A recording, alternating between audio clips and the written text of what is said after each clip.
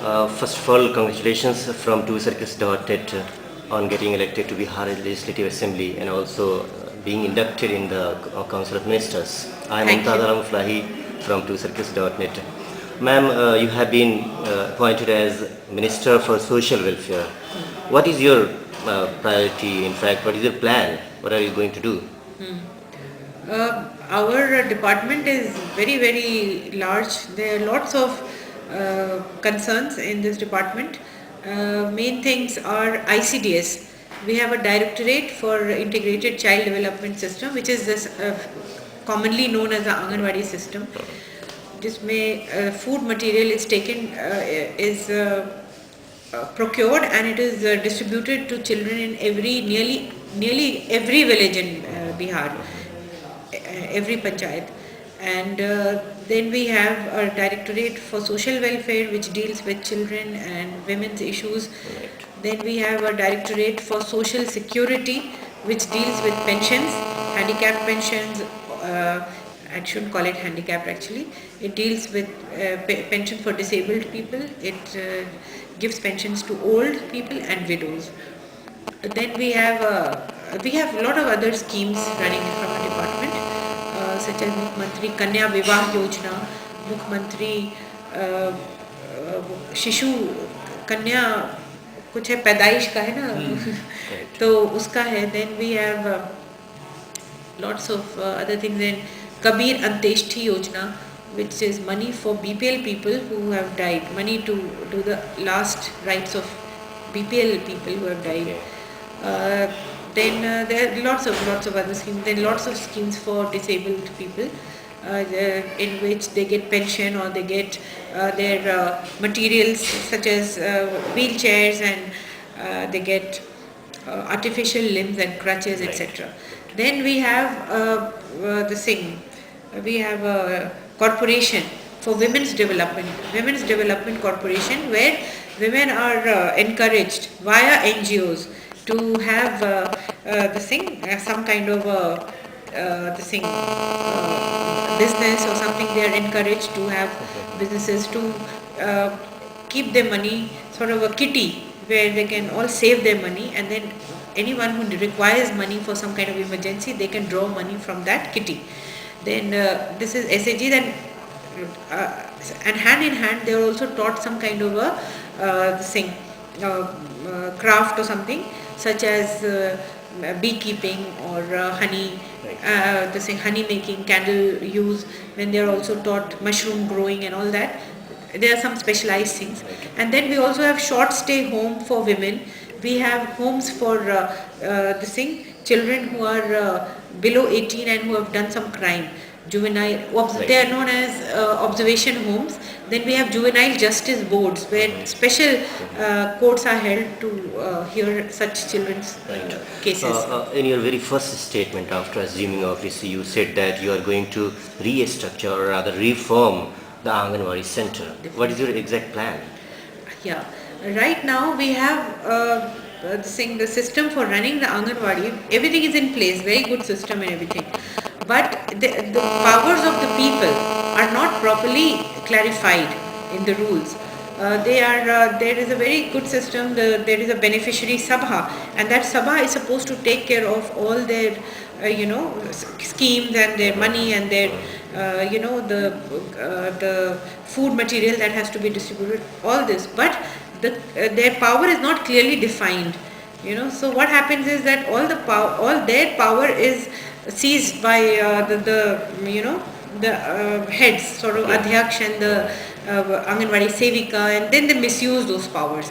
So what we are trying to do right now, decentralize? Yes. So what we are going to do just now is decentralize to clearly define their powers and their duties and their functions, everything clearly defined, and the processes in which it has to be done, so that the beneficiary sabha takes care of every account of all the vigilance that has to be kept, all that, and even selection of the sevika, all this is done by the beneficiary sabha. There are 7 minority concentration districts in Bihar, out of 90 across the country. Yeah. And the central government is running, in fact it is opening several hundred new Anganwadi centers under the multi-sectoral development program. So how are you going to make it a success?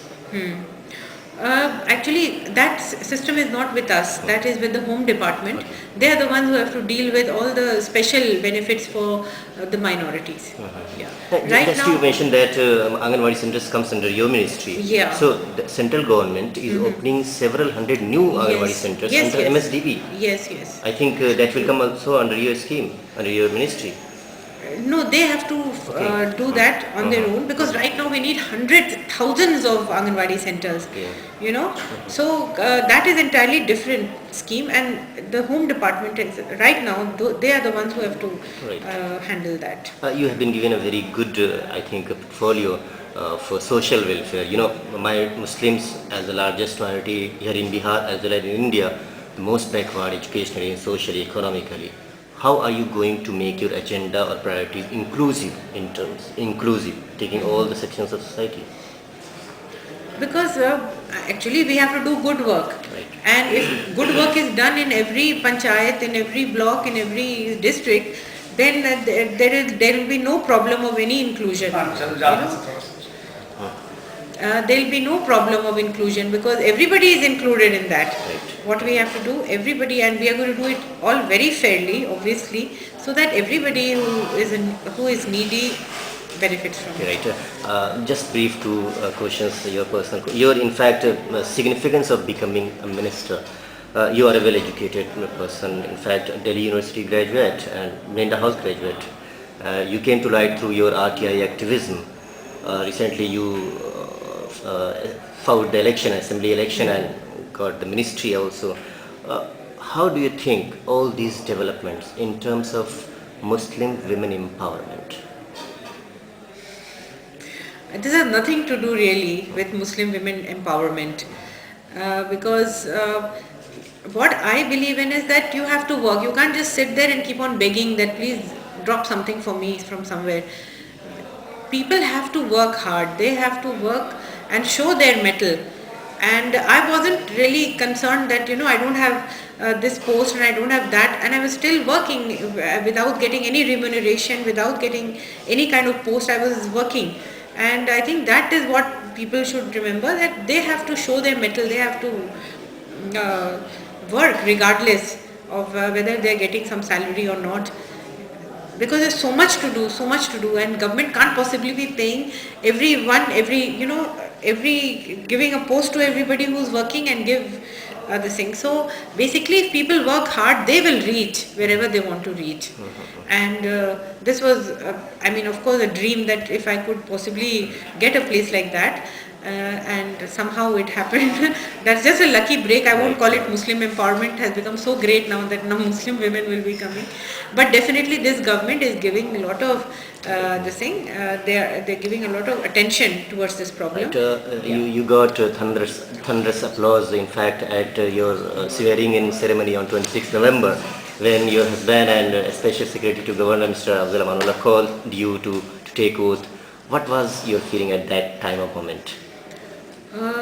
That time I was just concentrating on being able to get there properly, and being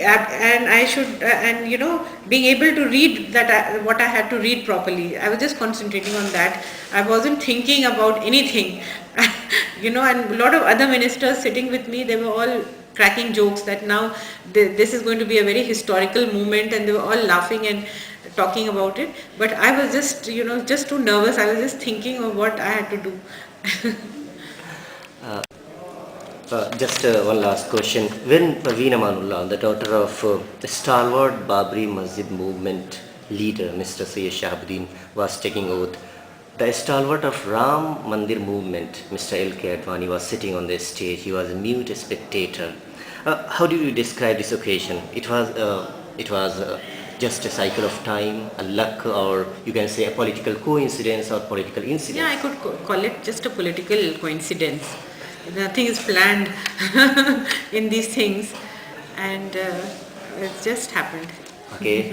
Best wishes from 2circus.net for your great success as minister. Thank you so much. Thank you very much. शुक्रिया, आपने time निकाला.